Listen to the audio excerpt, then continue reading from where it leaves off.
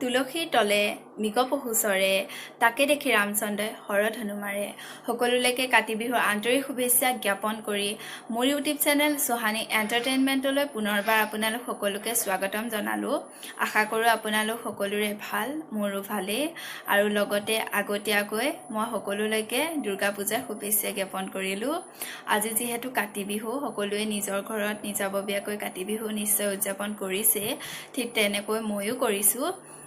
আৰু মই ভাবিলোঁ যে আজি কাতি বিহু উপলক্ষে মই কি কৰোঁ আপোনালোক সকলোকে দেখাম। আৰু লগতে মই মোৰ বান্ধৱী পৰিস্মিতাৰ ঘৰত গৈছিলোঁ বগী নদীত, তাতে গৈ পিনি কিছুমান ভিডিঅ' ক্লিপ মই বনাই ৰাখিছিলোঁ আপোনালোক সকলোকে দেখাম বুলি, সেয়াও মই ইয়াৰ লগতে জইন কৰি দিছোঁ। আপোনালোক সকলোৱে ভিডিঅ'টো চাব আৰু যদি ভাল লাগে দেন প্লিজ লাইক, কমেণ্ট আৰু শ্বেয়াৰ কৰিব নাপাহৰিব। লগতে মোৰ চেনেলটোত যদি কোনোবা নতুনকৈ আহিছে চেনেলটো ছাবস্ক্ৰাইব কৰি ল'ব, লগতে ছাইডত থকা বেল আইকনটো দবাই দিব যাতে মই পিছত দিবলগীয়া ভিডিঅ'বোৰৰ নটিফিকেশ্যন পাই থাকে। বলকচোন পলম নকৰি ভিডিঅ'টো আৰম্ভ কৰোঁ।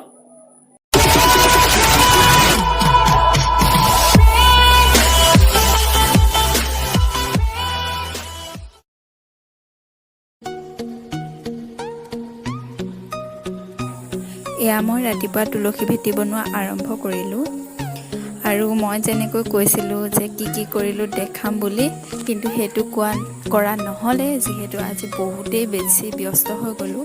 কেৱল এনেকৈয়ে থুলমূলকৈ মই ভিডিঅ'টো ৰাখিবলগীয়া হ'ল। দিনত বহুত আলহী আহিলে, তেওঁলোকৰ লগত ব্যস্ত হৈ যাবলগীয়া হ'ল আৰু দিনৰ ভিডিঅ' মই একোৱেই বনাব নোৱাৰিলোঁ। জাষ্ট মই যেতিয়া তুলসী ভেটি মুচিছিলোঁ সেইখিনিয়ে বনাব পাৰিলোঁ। পিছত ৰাতি হ'ল, ৰাতি তুলসী ভেটিত চাকি জ্বলালোঁ আৰু সৰু সৰু ল'ৰা ছোৱালী আহিলে তেওঁলোকক বুট দিয়া হ'ল তুলসী তলত। সেই সেনেকৈ থুলমূলকৈ সামৰি থলোঁ আৰু ইয়াৰ পিছতে মই মোৰ লগৰজনীক ঘৰত কটোৱা সময়বোৰ চাওঁ আহকচোন।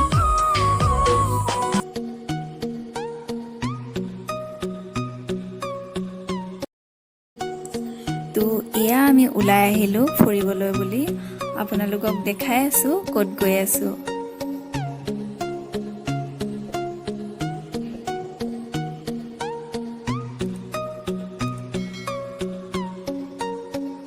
তো আমি পালোহি এতিয়া বগী নদী। আমি ভাবিছোঁ বগী নদীৰে চইললৈ যাম বুলি। বলকচোন গৈ থাকোঁ, কেনেকুৱা লাগে চইলখন চাওঁগৈ।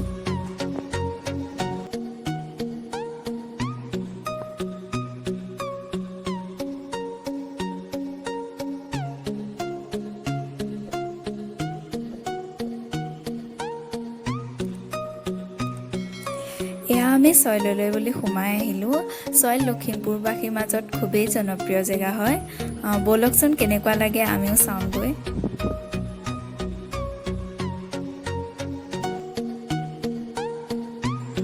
আৰু এয়া আমি চইলত আহি উপস্থিত হ'লোহি। চাওকচোন ইয়াৰ পৰিৱেশটো ইমান ধুনীয়া নহয়নে বাৰু। আগতে ইয়াতে মানুহৰ ইমান ভিৰ নাছিল, কিন্তু এতিয়া মানুহৰ ভিৰ হোৱাৰ বাবে স্থানীয় বাসিন্দাসকলে ইয়াত বহা মেলা ব্যৱস্থাটো কৰি দিছে, যিহেতু মানুহ বহুত ভিৰ হয়। ইয়াৰ ওচৰতে এখন নদী আছে, সেইখনে হ'ল বগী নদী। আৰু অলপ দূৰতে গৈ এখন পাহাৰ দেখিবলৈ পোৱা যায়, সেইখনলৈ অলপ দূৰ হয়। আৰু এতিয়া আমি খোৱা বোৱাত ব্যস্ত হওঁ, যিহেতু খোৱাটো মেইন নহয় জানো। ইয়াত বিশেষ একো নাই, কেৱল গছ গছনিসমূহ, হ'লেও ইয়াত আহি বহুত বেছি ভাল লাগে। আজিলৈ চইলৰ ভিডিঅ'টো ইমানতে সামৰণি মাৰিছোঁ আৰু ইয়াৰ পিছতে মই ডে 2 দেখাম, যোনদিনা পদুমনি গৈছিলোঁ। আৰু এয়া হ'ল লখিমপুৰৰ অন্য এক প্ৰসিদ্ধ ঠাই পদুমনি আই থান।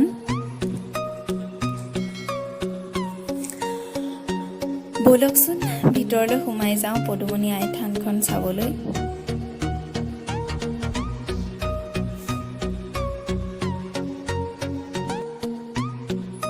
আৰু ইয়াতে এয়া চাকি জ্বলাবৰ বাবে ব্যৱস্থা কৰি ৰাখিছে।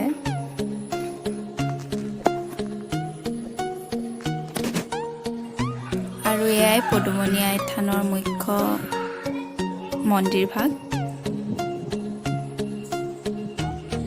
আৰু ইয়াতে আমি শৰাই সঁফুৰা দি পদুমনি থানৰ যোনখন পাৰ্ক আছে তালৈ বুলি গ'লোঁ।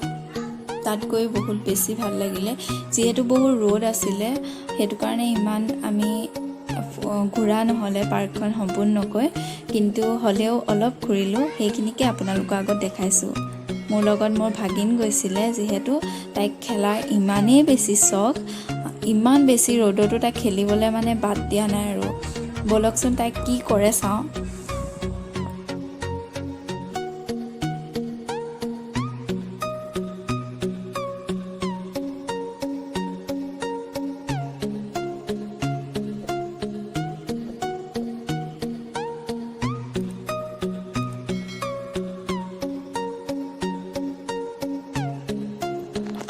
পাৰ্কখনত গোটেই গছ-গছনি আৱৰি আছে বহুত ভাল লাগিছে সেউজীয়া হৈ আছে প্ৰায় জংঘলো হৈ আছে যিহেতু লকডাউন আছিলে লকডাউনৰ বাবে পাৰ্ক বন্ধ আছিলে সেয়েহে ইয়াত ফুলবোৰ দেখিবলৈ পোৱা যোৱা নাই নহ'লে বহুত ধুনীয়া ধুনীয়া ফুল থাকে আৰু এয়াই হ'ল লখিমপুৰৰ পদুমনি পাৰ্ক আৰু ইয়াৰ পিছতে আমি ঘৰলৈ বুলি উভতি আহিলোঁ